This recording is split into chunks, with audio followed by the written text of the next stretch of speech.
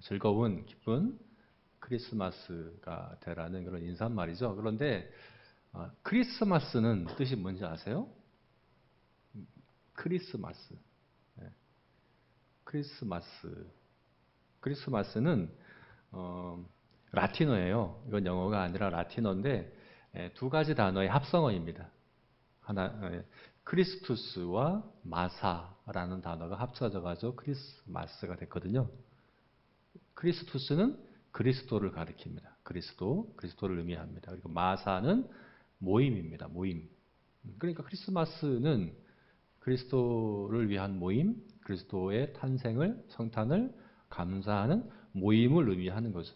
크리스마스인데 우리는 모이지 못하고 있죠. 그래서 사실은 크리스마스답지 못한 메리 크리스마스 자체가 기쁘고 즐거운 그리스도를 위한 모임이 되십시오라는 그런 인사말인데 모이지 못한다는 거, 그죠? 굉장히 좀 안타깝습니다.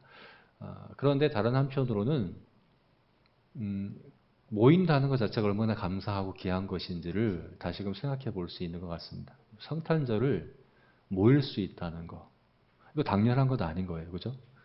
당연하게 그냥 그렇게 우리가 받아들일 수 있는 게 아니다. 너무 감사한, 그리고 귀한 일이구나. 이 성탄절이 국경일인 나라가 많지가 않습니다. 우리는 이것을 당연하게 받아들일 수 있는데 그렇지가 않습니다. 특히나 기독교나 카톨릭이 국교인 나라는 당연히 성탄절을 이제 법정 공휴일로 지키지만 우리 대한민국처럼 기독교가 국교가 아니면서 성탄절을 공휴일로 법정 공휴일로 정한 나라는 우리나라가 유일합니다. 이런 나라가 없어요. 아시아에서는 12월 25일이 공휴일인 나라가 딱 세 나라 있습니다. 우리나라와 그리고 필리핀. 필리핀은 가톨릭 국가죠. 가톨릭 국가니까 당연히 그날이 공휴일입니다. 다른 하나가 이제 대만인데 대만은 성탄절이기 때문이 아니라 그날이 제헌절입니다. 제헌절이라서 이날이 공휴일인 거예요. 우리나라밖에 없어요. 세계에서 기독교가 국교가 아니면서도 이날을 법정 공휴일로 정한 나라는 우리나라밖에 없다는 거예요.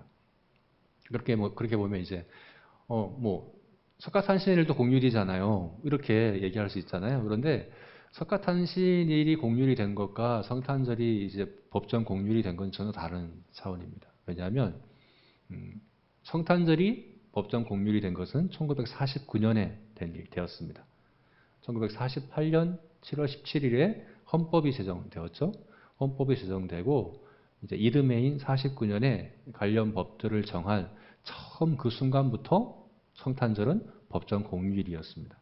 석가탄신일은 75년에 가서야 이제 성탄절이 공휴일인데 왜 석가탄신일은 공휴일이 아니냐 하면서 이제 불교계에서 아마도 요구했겠죠. 그래서 훨씬 후에 75년에 법정 공휴일이 되었습니다. 처음부터 성탄절은 공휴일이었다. 법정 공휴일이었다. 나라에서 정한 굉장히 놀라운 일이죠. 당시에 1949년 그 당시에 기독교 인구가 한국에서 몇 퍼센트나 되었을까요? 얼마나 되었을까요? 그 당시에 2, 3%밖에 되지 않았거든요. 소수였어요. 굉장히 소수였어요. 많은 인구의 대부분이 아니라 아주 소수의 기독교인이 있음에도 불구하고 처음부터 성탄절은 법정 공휴일이었다. 물론 미국의 영향력이 있었겠지만 그것만으로는 설명하기 어려운 정말 놀라운 일인 거죠.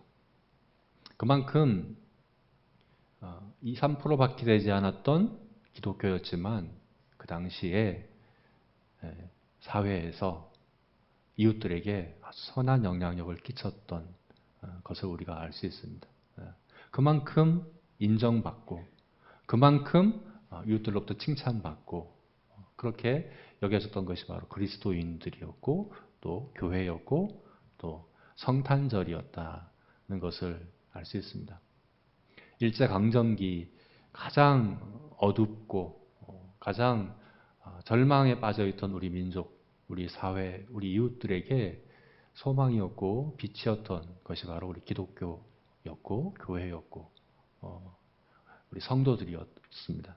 그래서 민족 대표 33인, 이 3%밖에 되지 않은 그런 기독교 인구에도 불구하고 민족 대표 33인의 절반이 기독교인이었고, 독립운동가의 20%가 기독교인이었고, 그죠? 이런 것들을 볼 때 가난하고 힘없고 소망 없는 그들에게 정말 빛이 되어주고 소금이 되어준 것이 바로 기독교였었습니다. 그 영향력이, 그 선한 영향력이 처음부터 성탄절을 법정 공휴일로 정하게끔 한 거죠. 그래서 우리가 성탄절을 기독교 우리 교회들에서는 성탄절을 가장 대대적인 그런 모임들을 하며 보내지 않습니까? 성탄 전야에 모여서 함께 이렇게 행사를 갖고 또 새벽송도 하고, 그죠? 또 예배도 따로 드리고, 이것이 법정 공휴일이니까 가능한 것들이었거든요. 근데 다른 한편으로는 오늘날 만약에 성탄절을 법정 공휴일로 정하자 하면 그게 가능할까 하는 그런 생각을 해봅니다. 지금 우리 기독교 인구가 좀 줄었다고 하더라도 20%가 된다고 하거든요. 20%, 22% 정도 된다고 하거든요. 5명 중에 1명은 기독교인이라는 거예요. 카톨릭까지 합치면 36%까지 올라갑니다. 그러면 인구의 36%가 이 성탄절을 예수님이 오신 날로 믿고 예배하는 사람들이라고 한다면 충분히 이날을 공유를 합시다 할 수 있을 것 같은데, 사실은 지금 현재 우리가 그렇게 하자고 할 때 가능할까 하는 그런 생각이 듭니다. 특히나 이 코로나로 인해서 교회에 대한, 또 교회 모임에 대한 사람들의 거부감이 굉장히 크죠. 또 인식이 좋지 않습니다. 이러한 때에 정말 성탄절을 성탄절답게 하는 것, 우리가 그냥 모여서 함께 기뻐하고 함께 그냥 축하하고 함께 즐거워하는 그런 것이 아니라 정말 이웃들에게 또 사회에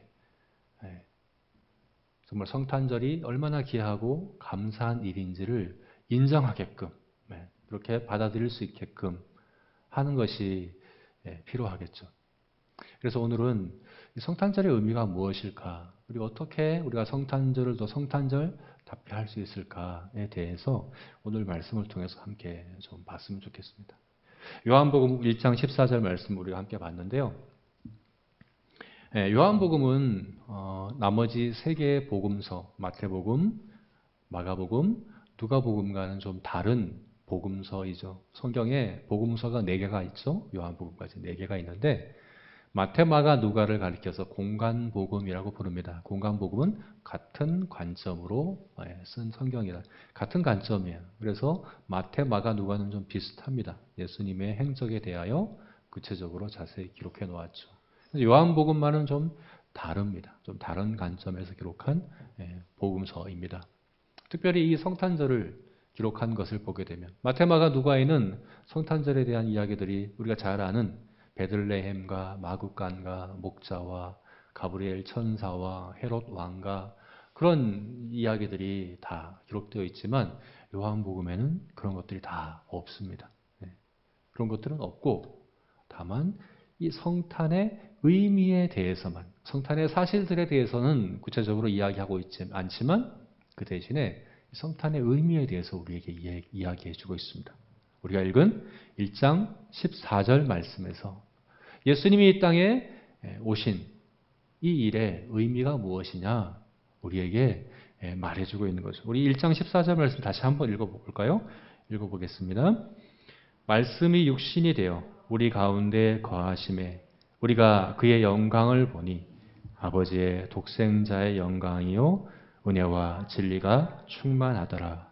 네, 이것이 바로 성탄의 의미다. 이렇게 이야기합니다. 예수님이 이 땅에 사람으로 오신 이 일은 말씀이 육신이 되어 우리 가운데 거하신 일이다. 라고 우리에게 이야기를 해주고 있죠. 넓게 본다면, 크게 본다면 예수님이 이 땅에 왜 오셨는가? 그것은 우리를 구원하기 위해서죠. 그래서 우리 나중에 보게 되면 1장 29절에 세례 요한이 예수님을 가리켜서 보라 세상죄를 지고 가는 하나님의 어린 양이로다 이렇게 예수님을 소개하고 있는데 사실 그것이 이제 넓게 크게 볼 때 성탄절이 가장 중요한 의미죠. 세상 죄를 지고 가는 어린 양이다. 어린 양은 이스라엘 백성들이 제사 지낼 때 그 머리에 안수하며 이 양은 나를 대신합니다. 나를 대표합니다 하고 죽여서 제사를 드렸던 그 양이 바로 예수님이다. 이분이 바로 어린 양이다 라고 얘기하는 것은 바로 이분이 우리의 죄를 대속하실 구원자, 구세주다라는 그런 의미죠. 그 일을 위해서 예수님이 오신 것이 맞습니다. 그런데 범위를 좀 좁혀서 예수님의 고난과 십자가 죽으심과 부활 그까지 가지 말고요. 성탄절이라고 하는 이 한 부분만 우리가 볼 때에 성탄하신 그 자체로만 볼 때 그 일의 의미가 뭐냐 하는 겁니다. 그것에 대해서 오늘 14절 말씀에서 말씀이 육신이 되어 우리 가운데 거하시는 것이다. 이렇게 이야기해 주고 있다는 거죠. 말씀이 육신이 되셨다. 그리고 우리 가운데 거하셨다. 이렇게 두 가지로 성탄의 의미에 대해서 이야기해 주고 있습니다. 먼저 말씀이 육신이 되셨다. 예수님이 이 땅에 오신 것은 말씀이 육신이 되신 일이다. 이렇게 이야기합니다. 여러분 예수님은 말씀이시죠. 예수님은 말씀입니다. 이게 무슨 의미일까요? 예수님의 말씀이라는 것은 예수님이 하나님을 가장 잘 정확하게 나타내시는 분이시다 하는 그런 의미죠. 예수님이 하나님을 가장 정확하게, 가장 잘, 가장 완전하게 계시하시는 분이 예수님이다. 그래서 예수님을 보면 하나님이 어떤 분인지, 하나님이 어떤 영광과 능력과 거룩함과 선하심과 어떤 완전함의 하나님이신지를 예수님을 보면 알 수 있습니다. 그래서 예수님을 가리켜서 말씀이다 라고 이야기를 하는 거죠. 그런데 그 말씀이신 예수님이 육신이 되셨다라고 얘기하는 겁니다. 육신이 되셨다. 여러분 여기서 육신은 물론 우리와 같은 이 몸을 입으셨다 하는 그런 의미이기도 하지만 단순히 그것만 이야기하는 것이 아닙니다.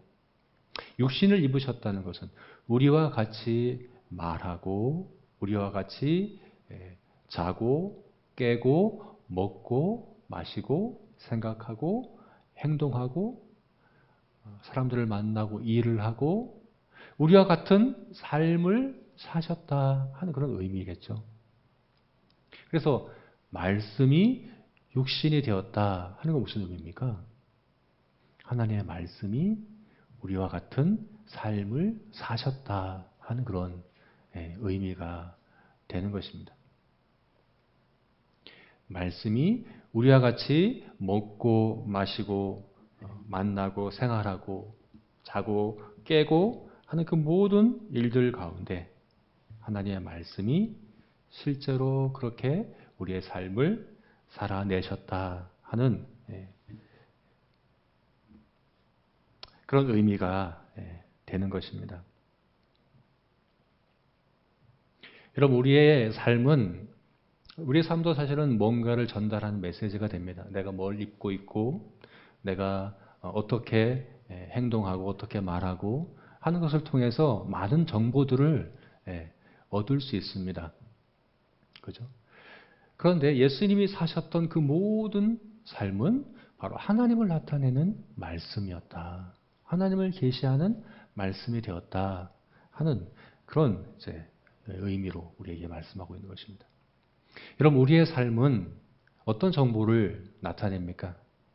우리의 삶은 우리의 행동과 말과 생각과 우리가 하는 모든 일들을 먹고 마시고 하는 모든 일들은 어떤 메시지를 지금 전달하고 있습니까? 예수님은 말씀이 육신이 되셨다. 그리고 또한 우리가 잘 알고 있듯이 우리를 가리켜서도 예수님의 몸이다 라고 이야기를 하죠. 그죠? 교회는 그리스도의 지체입니다.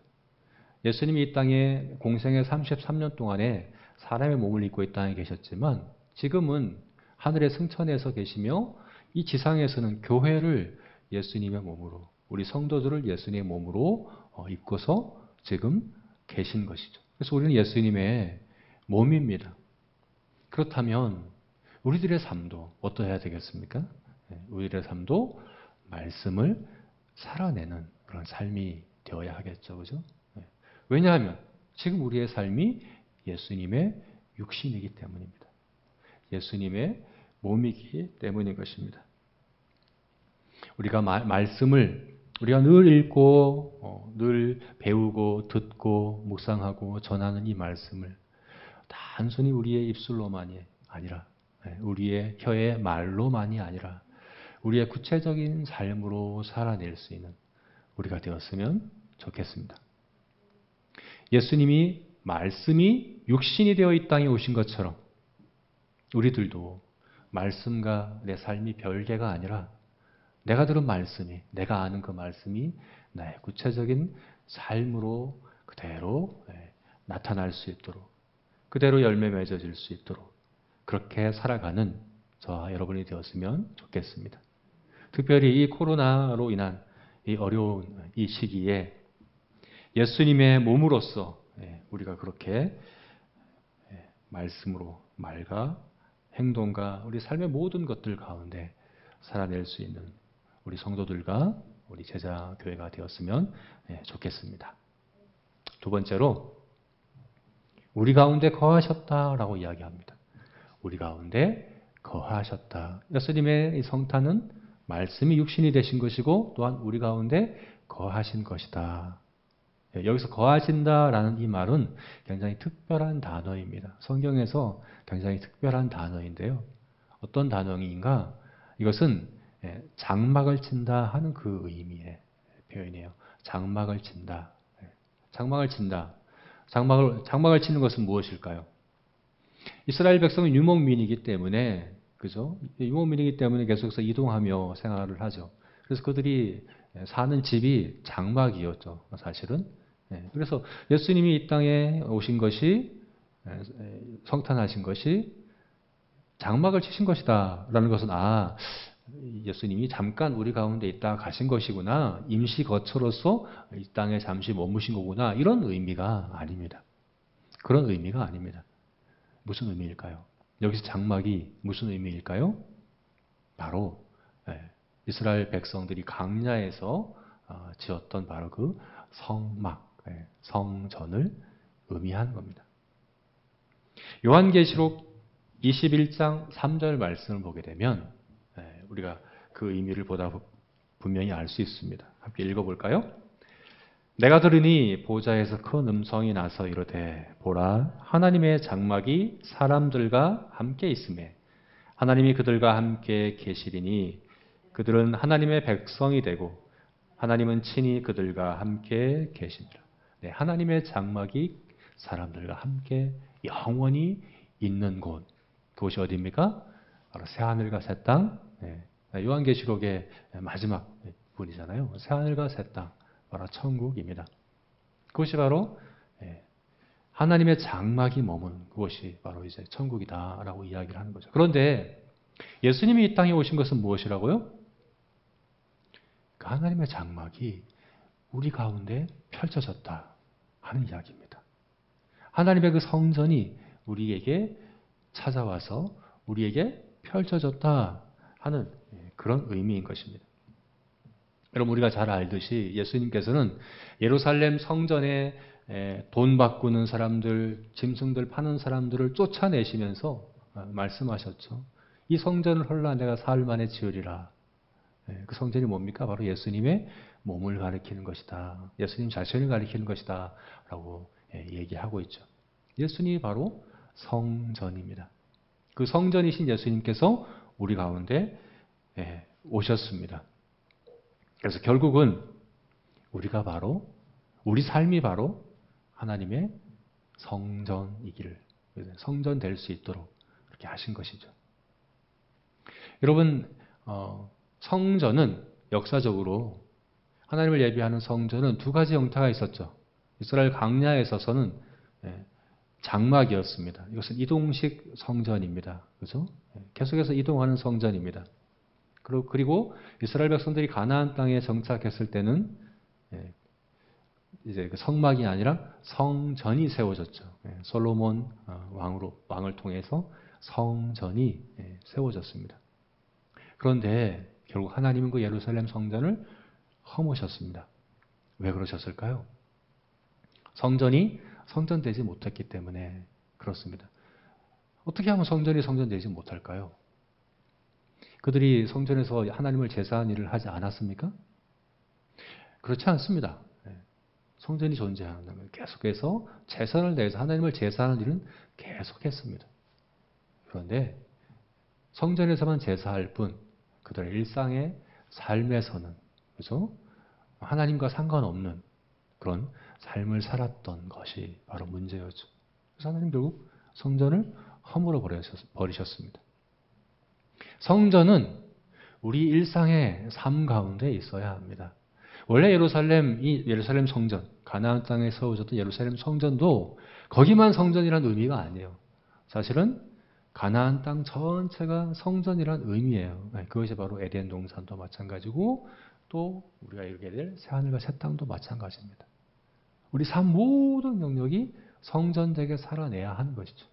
그런데 그 역할을 하지 못할 때 하나님은 그 성전을 헐어버리셨습니다. 우리에게는 어떻습니까? 우리는 지금 모여서 예배할 수 없습니다. 그러나 여기는 성전이 아니죠. 여기는 예배당이죠. 바로 우리 각자가 성전입니다. 우리 각자가 이동식 성전입니다. 우리가 어디에 있든지, 우리가 무엇을 하든지, 누구를 만나든지 그것이 바로 하나님을 예배하는 성전 되게 해야 하는 것입니다. 하나님을 예배하기 위해서 하나님의 그 높은 수준까지 우리가 이르러야 된다고 하지 않으시고 우리 가장 낮고 천한 곳까지 내려오셔서 바로 그 일을, 바로 그 영역을 성전되게 하시겠다 하는 것이 바로 성탄의 메시지인 것입니다. 여러분, 우리는 하나님의 성전입니다. 우리가 하는 모든 일들을 통해서 먹든지 마시든지 하나님의 영광 위하여 하라 하는 말씀대로 그렇게 우리가 살아내야 하는 것입니다. 나는 성전이다.